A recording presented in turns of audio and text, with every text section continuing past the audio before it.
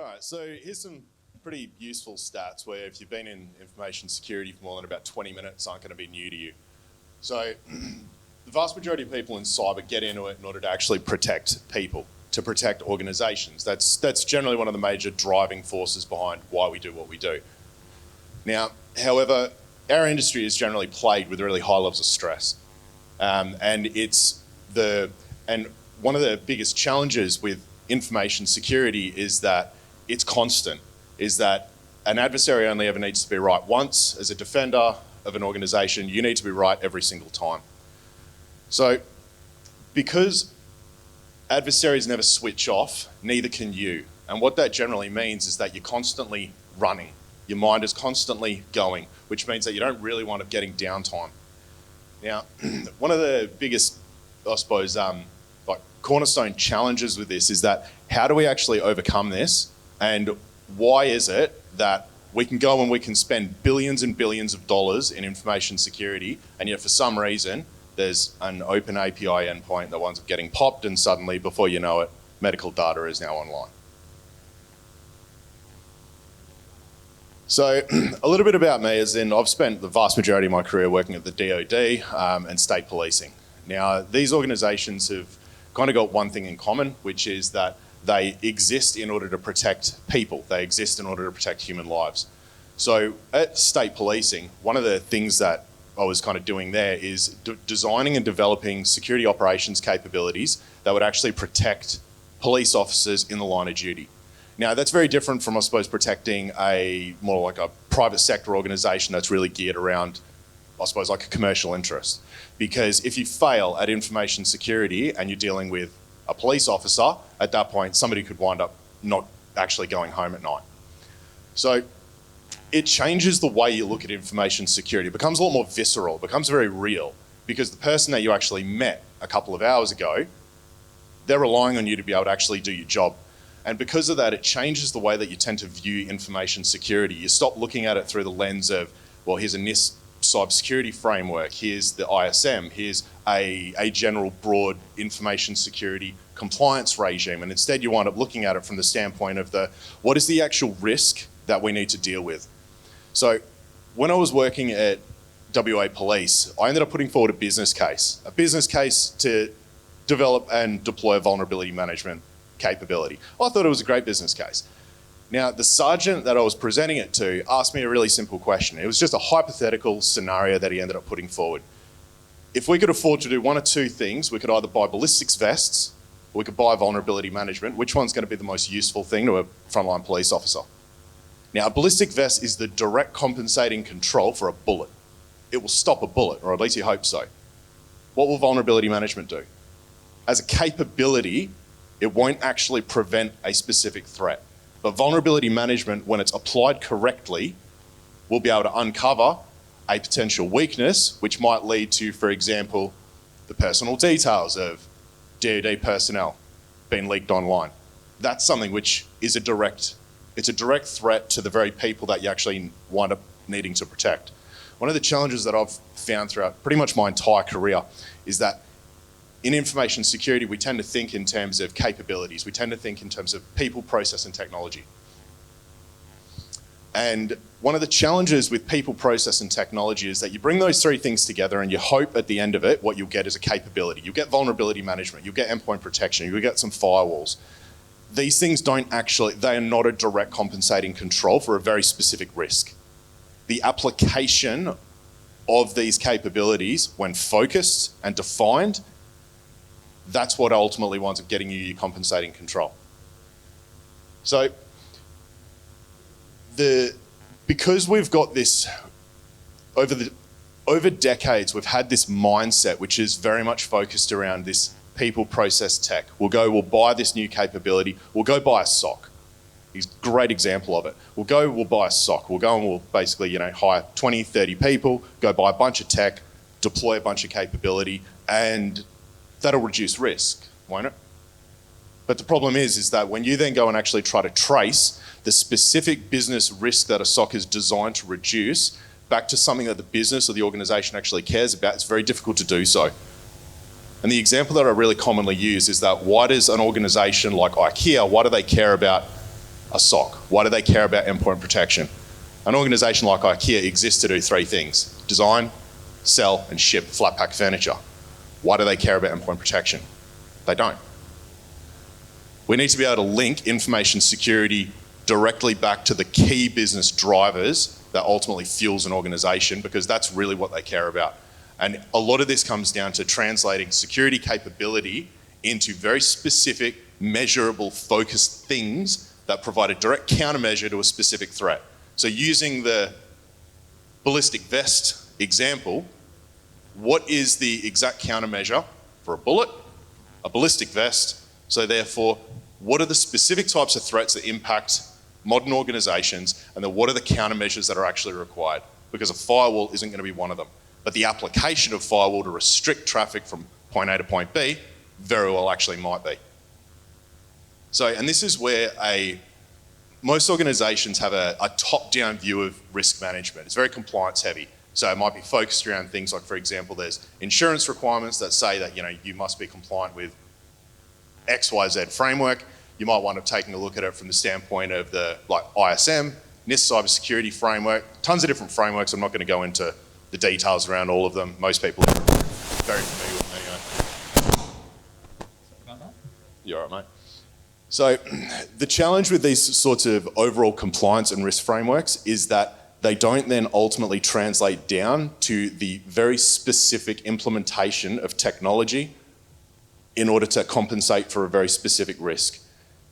And when we wind up looking in terms of risk frameworks, generally the way compensating risks are normally written up is quite high level. And it doesn't really allow you to provide that direct measurement between specific risk, specific threat, and a specific countermeasure. And this is where justifying return on investment out of a security program suddenly starts to become really, really hard, because you've now gone and invested all this time and money into developing, say, a vulnerability management program, but ultimately you can't actually then link the specific risk that is being reduced back to something the business and the organization actually cares about. And the easiest way to describe this is using a simple analogy. If you're hungry, what do? Eat food. Simple as that. However, in information security, what we tend to do is that if we're hungry, we go through the information security equivalent of building the farm. So we go and we hire people, process, tech, we buy the land, we buy the distribution networks, we buy absolutely everything in order to get a burger at the end of it. So when we wind up looking in terms of building out defensive security capabilities, we wind up actually, we're quite literally buying the whole hog, and the only thing that we actually need is a very, very small percentage of what actually comes out the tail end of it. So, but you've got to buy all the people, all the FTE, all the tools, all the licensing, absolutely everything. And at the end of that, you might only wind up drawing down a very small percentage of the overall investment. So if you go and you spend, $10 million on a security program and you're only getting $1 million of risk reduction out of the other side of it, it's not a very strong ROI.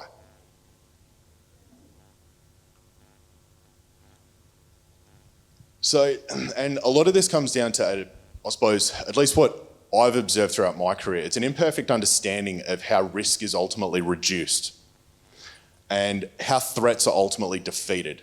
Now, a threat is not going to be defeated as a result of deploying a capability. It's the application of a capability. It's, for example, to take, say, a SOC, for example, or a SIEM, it's the development of a specific security use case designed to identify a very specific threat from a very specific threat actor, identify those behaviours, and then put a detective, corrective, or a preventative control in place in order to protect against it.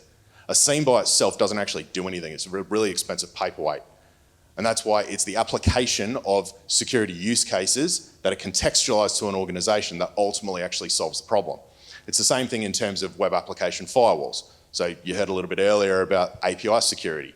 So you can drop a web application firewall in front of absolutely any application. But the fact is that if it's not configured correctly, if it's not actually utilised in order to prevent and reduce the specific risk that is relevant to your organisation, very expensive paperweight.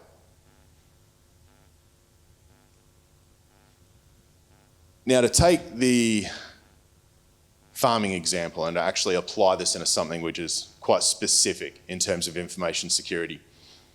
If you've got a risk, the direct response to a risk is a countermeasure. It's a compensating control. And so within a typical organization, compensating controls are going to be drawn down from all sorts of places. However, what typically happens is that there'll be a risk that is identified, and the solution to that needs to be a security solution. It needs to be a security capability. And as a result, what winds up happening is that, well, we might not have that security capability. So what do? We buy it. We buy it, we hire staff, we build all the processes, we go and we spend 6 to 12 months building out a whole new capability just to be able to get this one little feature, this one nifty little thing that we actually needed at the end of it. Probably the best example that I've actually seen of something like this happening is that throughout my time in doing security architecture, I've reviewed hundreds of detailed designs of various types of systems and all manner of complexity. And multi-factor authentication is something everybody knows and loves. I'm not going to go into a huge amount of detail on that, but some applications just outright don't support it. They should, it's criminal that they don't, but the fact is some of them just don't. Now, in one instance, we were dealing with a homegrown application. I shouldn't really call it homegrown, but it was a bespoke application developed specifically for the DoD. Uplifting that application to support MFA was going to cost millions of dollars. That was option one. Option two was to go through and accept the risk. It's MFA, it's 2024, accepting the risk for that is really a non-starter. Option three was to go and deploy a bespoke and a completely brand new privilege access management system in order to provide MFA in front of one system. These were all security problems and security solutions that were developed and that were put forward as a part of the regular design review. One thing that wasn't ever considered is what other technology, what other capability exists, what other compensating controls exist across the entire organization. The vast majority of organizations have enterprise load balancing.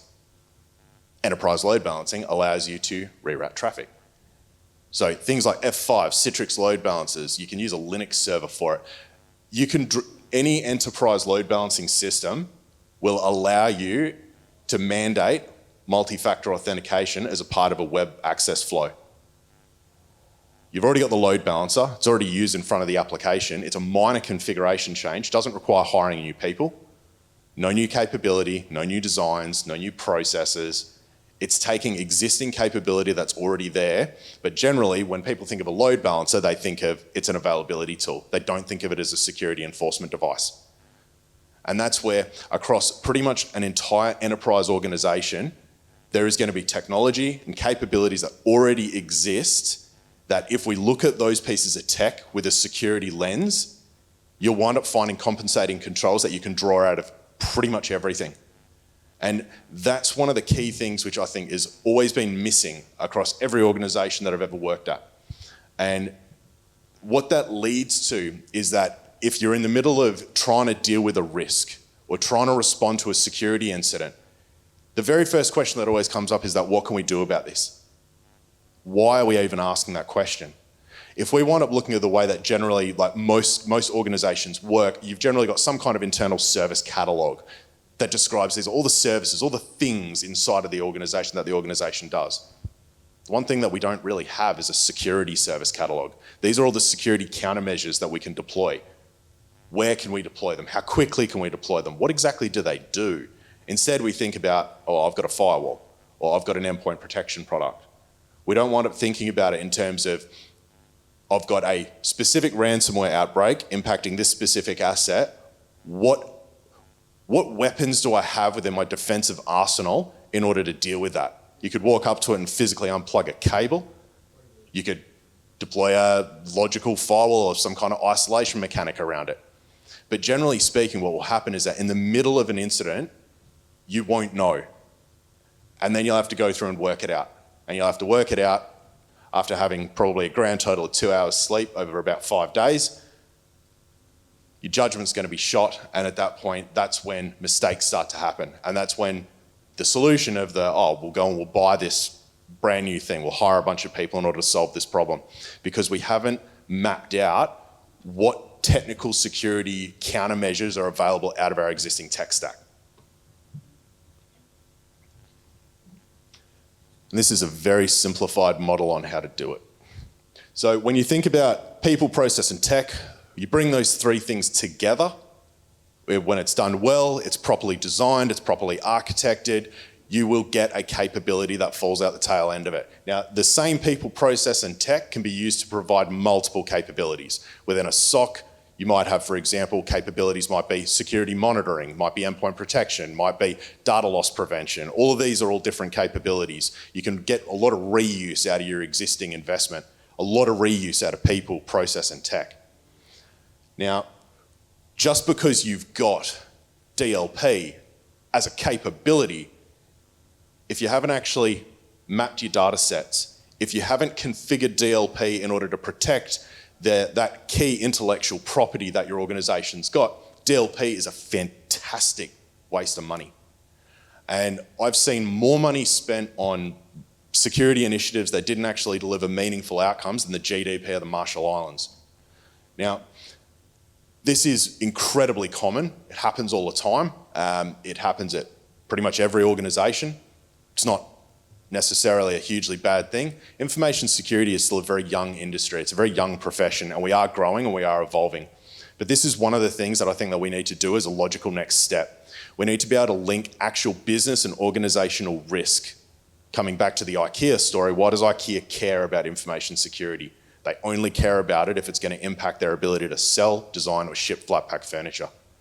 So therefore, we need to be able to link those specific business risks all the way through to specific countermeasures so that you're able to actually demonstrate a meaningful and useful ROI with your security investment and your security program. Because if you can't demonstrate an ROI, as my CFO always tells me, if you can't demonstrate an ROI, it's not going anywhere.